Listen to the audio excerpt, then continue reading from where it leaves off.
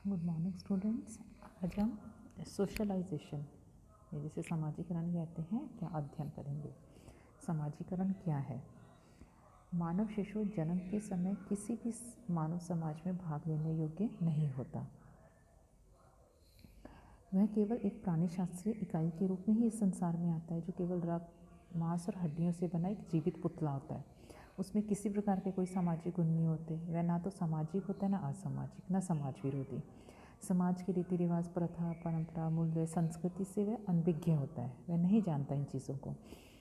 उसे नहीं पता कि किसके प्रति कैसा व्यवहार करना है, समाज उससे क्या अपेक्षाएं रखता है। किंतु वह कुछ शारीरिक क्षमताओं के साथ पैदा होता है। इन क्षमताओं के कारण ही वह बहुत कुछ सीखता है, समाज का क्रियाशील सदस्य बनता है और संस्कृति को ग्रहण करता है। लेकिन सीखने की क्षमता सामाजिक संपर्क से ही विकसित होती है। जैसे मानव में भाषा का प्रयोग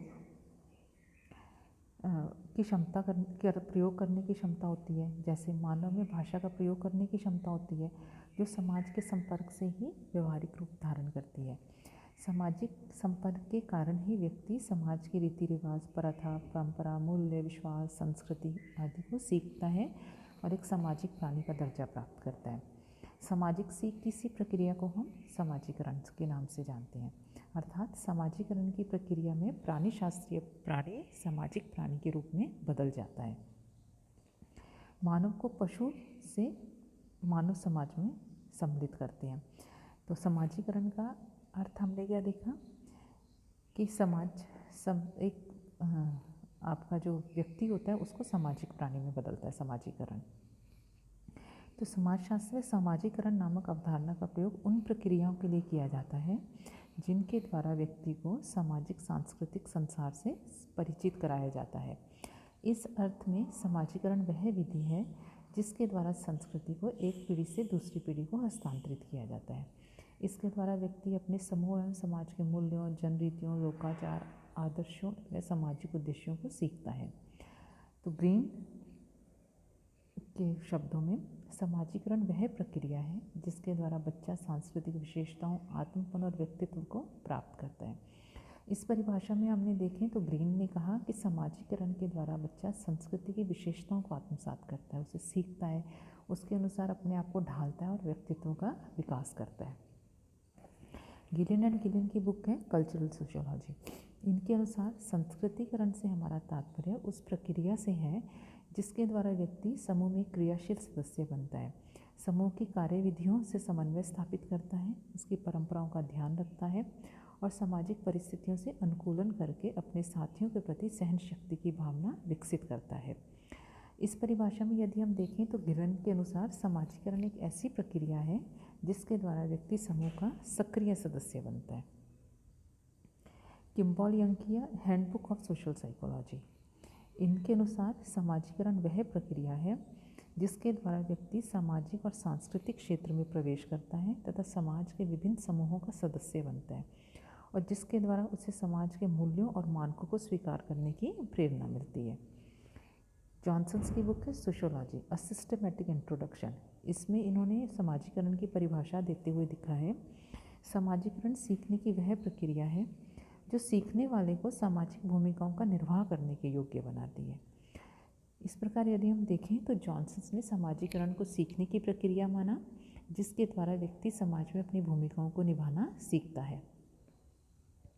स्टीवर्ट एंड गिलिन की बुक है इंट्रोडक्शन टू सोशियोलॉजी। इनके अनुसार समाजीकरण वह प्रक्रिया है जिसके द्वारा लोग अपनी संस्कृति के विश्वासों, अभिवृत्तियों, मूल्यों और प्रथाओं को ग्रहण करते हैं। इन परिभाषाओं में हमने ग्रीन की देखी, गिलिन की देखी, Kimball Young, Johnson, Stewart and Gillin. इन परिभाषाओं को हम देखें तो स्पष्ट है कि समाजीकरण सीखने की एक प्रक्रिया है जिसके द्वारा व्यक्ति अथवा समूह समाज की सामाजिक सांस्कृतिक विशेषताओं को ग्रहण करता है, अपने व्यक्तित्व का विकास करता है और समाज का क्रियाशील सदस्य बनता है। समाजीकरण द्वारा बच्चा सामाजिक प्रतिमानों को सीखकर उनके अनुरूप आचरण करता है, इससे समाज में नियंत्रण बना रहता है। ब्रूम तथा सेल्जेनिक ने समाजीकरण की प्रक्रिया के 3 पहलुओं पर प्रकाश डाला। पहला सावयव, दूसरा व्यक्ति और तीसरा समाज। सावयव या शरीर रचना ही व्यक्ति को वह क्षमता प्रदान करती है जिसकी सहायता से मानव अन्य लोगों के व्यवहारों को सीखता है और भाषा द्वारा उन्हें व्यक्त करता है। द्वितीय व्यक्ति, समाजीकरण की प्रक्रिया का वास्तविक आधार है, क्योंकि व्यक्ति में आत्म का विकास हुए बिना समाजीकरण की प्रक्रिया आगे नहीं बढ़ती। तृतीय, समाज। समाज ही वह क्षेत्र है जिसके अंतर्गत व्यक्ति विभिन्न प्रकार से अंतःक्रिया करता है। स्टीवर्ट एवं गिली ने समाजीकरण के 3 आवश्यक तत्व माने हैं। ब्रूम और सेल्जनिक ने उसकी प्रक्रिया में 3 महत्वपूर्ण पहलू माने। गिलिन और स्टीवर्ट ने 3 महत्वपूर्ण आवश्यक तत्वों की बात की। पहला अंतःक्रिया, दूसरा भावनात्मक स्वीकृति और तीसरा संचार या भाषा। दूसरे व्यक्तियों के साथ अंतःक्रिया करने के दौरान ही व्यक्ति सही व्यवहार करना सीखता है।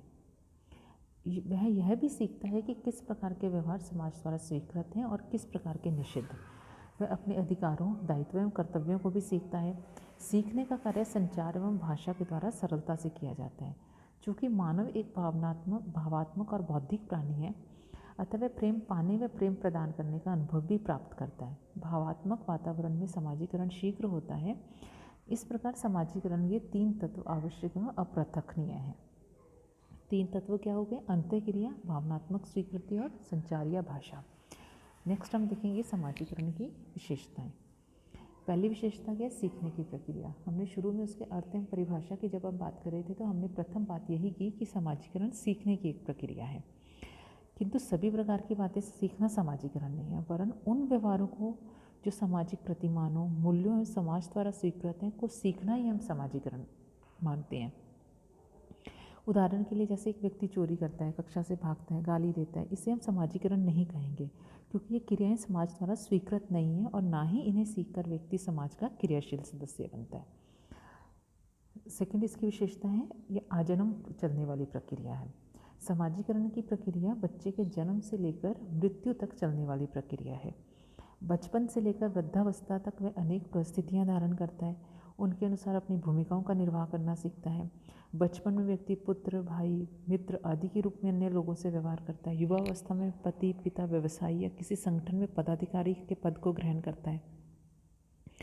वृद्धावस्था में दादा, नाना, ससुर आदि पद धारण करता है। इन सभी पदों के अनुरूप में अपनी भूमिका का निर्वाह करना सीखते हैं। इस प्रकार व्यक्ति के सामने नई नई परिस्थितियां, पद आती हैं और उनके अनुसार समाज द्वारा मान्य व्यवहारों को वह सीखता है। तीसरी इसकी विशेषता है समय और स्थान सापेक्ष। समाजीकरण की प्रक्रिया समय व स्थान सापेक्ष है। समय सापेक्ष का अर्थ है कि तो भिन्न समय में समाजीकरण की अंतर्वस्तु अलग अलग हो सकती है। जैसे यदि हम उदाहरण देखें, प्राचीन भारत में स्त्रियों को पर्दा या घूंघट रखना सिखाया जाता था। एक व्यक्ति जातीय खान पान के नियमों से उसे परिचित कराया जाता था, उनका पालन करना सिखाया जाता था। किंतु वर्तमान समय में ना तो हम जातिगत खान पान के नियमों का पालन करते हैं, ना ही स्त्रियाँ पर्दा या घूंघट का करती हैं। तो ये हमारे समाजीकरण समय सापेक्ष हुआ। समाजीकरण स्थान सापेक्ष भी है। इसका अर्थ है कि एक स्थान पर एक समाज में जो व्यवहार प्रशंसनीय माना जाता है, वही दूसरे समाज में निंदनीय भी हो सकता है। डेविस ने इसका उदाहरण दिया है कि अफ्रीका की मसाई जनजाति में एक दूसरे के प्रति सम्मान प्रकट करने के लिए एक दूसरे पर थूकना सिखाया जाता है, किंतु भारत में यदि आप ऐसा करेंगे तो इसे अनुचित और निंदनीय माना जाएगा। चौथी इसकी विशेषता है संस्कृतिकरण को आत्मसात करने की प्रक्रिया। इस प्रक्रिया के द्वारा एक व्यक्ति सांस्कृतिक मूल्यों, मानकों एवं समाज स्वीकृत व्यवहारों को सीखता है तथा संस्कृति के भौतिक एवं अभौतिक तत्वों को आत्मसात करता है। धीरे धीरे संस्कृति व्यक्ति के व्यक्तित्व का अंग बनती है। नेक्स्ट है समाज का प्रकारात्मक सदस्य बनने की प्रक्रिया।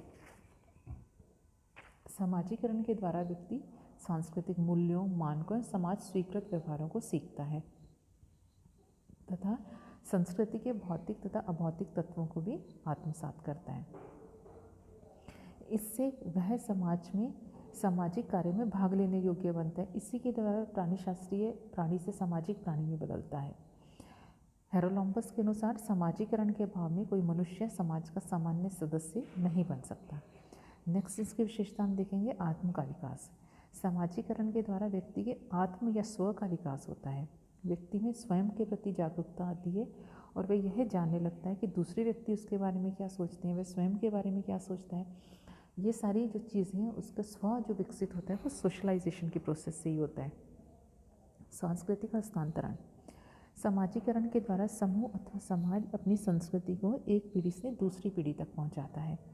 नई पीढ़ी पुरानी पीढ़ी से संस्कृति ग्रहण करती है।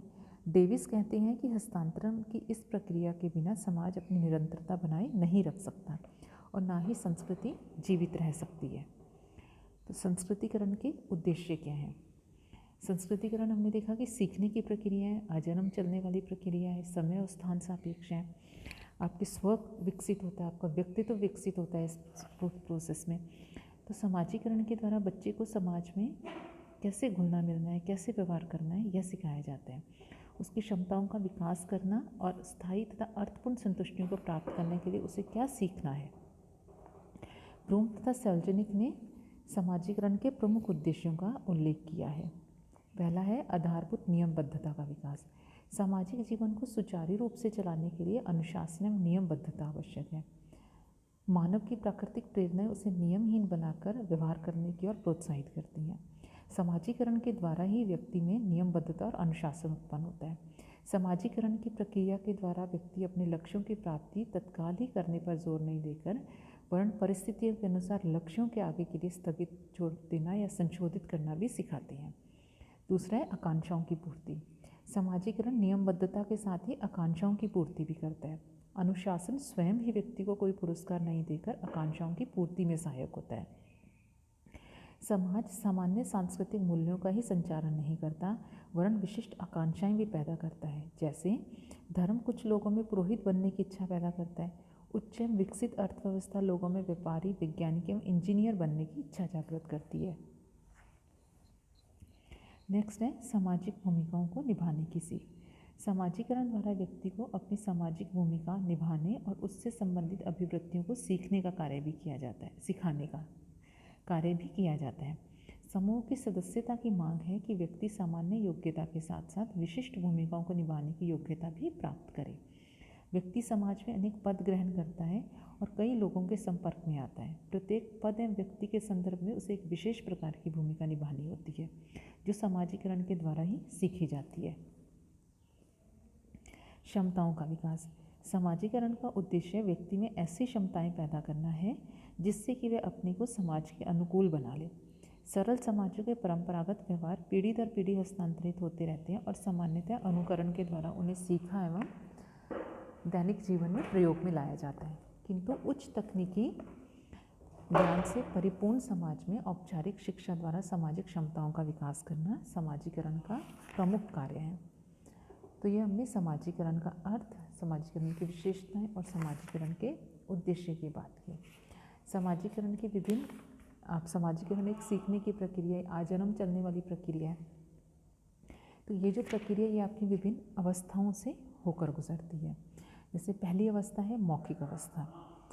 इस अवस्था में जन्म से समय शिशु प्रथम संकट का सामना करता है, सांस लेनी है, वह धीरे धीरे अपने भोजन के बारे में अपेक्षाएं करने लगता है। ये जो प्रथम मौखिक अवस्था होती है ये आपकी शिशु की अवस्था होती है। इस स्थिति को फ्राइड ने प्राथमिक परिचय भी कहा है। इस अवस्था में बच्चा धीरे धीरे भूख पर नियंत्रण करना सीखता है, माँ के संपर्क से उसे आनंद अनुभव होने लगता है। ये जो अवधि आपकी वो 1 से 1.5 वर्ष तक रहती है। द्वितीय आपकी शौच अवस्था। यह अवस्था आपकी 3 वर्ष तक रहती है। इस अवस्था में बच्चा आगे का शौच प्रशिक्षण प्राप्त करता है, खान पीन का प्रशिक्षण प्राप्त करता है। तीसरी अवस्था होती है आपकी इडिपल या तदात्मीकरण की अवस्था।